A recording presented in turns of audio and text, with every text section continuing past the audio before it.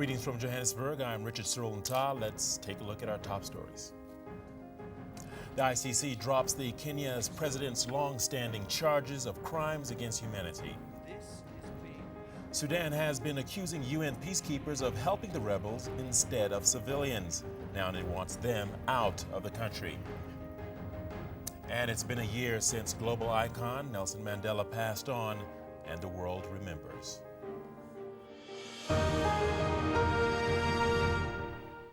Well, welcome to ENCA Africa News. As always, great to have you with us. Let's dig into our top stories.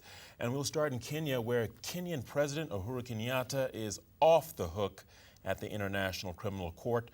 Prosecutors have withdrawn charges against him due to a lack of evidence. Kenyan President Uhuru Kenyatta was accused of committing crimes against humanity in the violence that followed the 2007 elections. Well, the UN says locals are at risk in Sudan's Darfur region.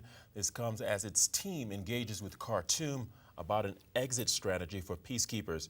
Sudan has repeatedly accused the joint AU-UN mission of failing to protect civilians. The United Nations African Union mission in Darfur has been a burden for Sudan. Well, the UN mission to the Central African Republic has announced that 4 people were killed and over a dozen wounded in sectarian clashes. The latest violence comes as France prepares to scale down its 2,000 troops a year after they moved in. Paris says the situation has improved on the ground, although it acknowledges that guns are still claiming lives despite ongoing disarmament campaigns. This was the Central African Republic capital Bangui on the 5th of December last year. Well, today South Africa remembered Nelson Mandela. The first anniversary of his death last year saw commemoration ceremonies take place across the country. Here's a look at the day's main events. A somber day in memory of Madiba. Nicholas Bauer, Pretoria. Nigeria has demanded Shell pay $4 billion for an oil spill last month, but as of yet, not even a cleanup team has appeared. The damage to the environment continues unabated, while livelihoods have been lost. Let's take a look. An area of the Niger Delta devastated by 3,800 barrels of oil spilled in November. As locals bear the brunt of yet another spill in this oil-rich region, the standoff between Shell and the government continues. And now for a wrap of news from across the continent. Almost 500 people are under medical observation in the Ivory Coast after they went on a hunger strike protesting their continued detention. They are accused of taking part in the country's 2010-2011 post-election violence. Now let's move on to other news making headlines.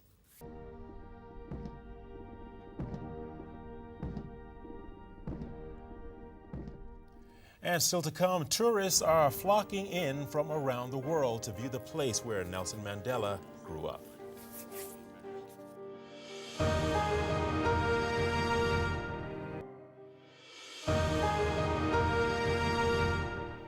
Welcome back. With a day to go until the ZANU-PF Congress ends in Zimbabwe, Vice President Joyce Mujuru and her key allies have not bothered to attend.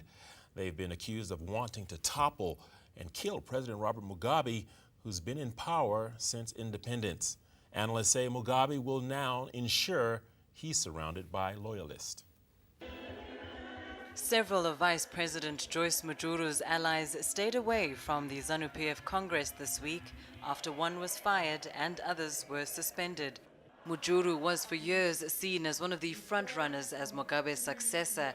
She's set to be replaced by a Mugabe loyalist, Emmerson Mnangagwa. All right, let's get you more on that story. I'm joined by Gideon Chitanga on the line from Dortmund in Germany.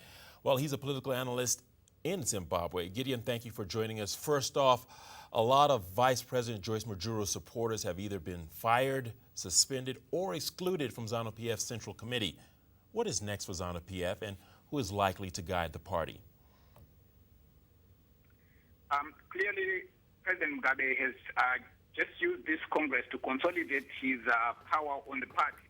Let's shift gears a little bit and talk about Grace Mugabe. She was instrumental in driving Mujuru out. What does she stand to gain from this? Is she likely to get an even higher post in the party besides becoming head of the Women's League?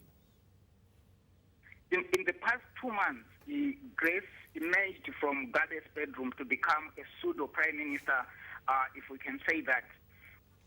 All right, well, why are all these allegations against her only coming out now when her husband is dead?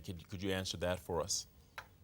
I think that Mujuru as a person is not really the actor who is directly involved with the empire, the business empire that was built by the husband. All right, Gideon, let's leave it there. Thank you for your insight and analysis. That was Gideon Chitanga, a political analyst in Zimbabwe, talking to us live on the line from Dortmund in Germany. Right, visitors to the Nelson Mandela Museum in Qunu in the Eastern Cape have spiked over the past year. Tourists, both local and foreign, are keen to see the historic sites associated with Madiba's early life. His death and subsequent burial in Qunu has turned the rural village into a pilgrimage site. Let's take a look. Many want to walk in Madiba's footprints. People from around the world descend on his home village of Qunu to do just that. Sandy McCowan, Qunu, Eastern Cape. And now for your Africa business news. South Africa and China have sealed 3 nuclear pacts. President Jacob Zuma was on a state visit to the Asian country this week. They've been featured at London and New York fashion weeks and have gained popularity with pop stars like Rihanna and Joss Stone. And that's your wrap for business. We have your sports news heading your way after the break. But for now, let's check in at our ENCA Weather Center with Candace McKechnie for the latest continental forecast.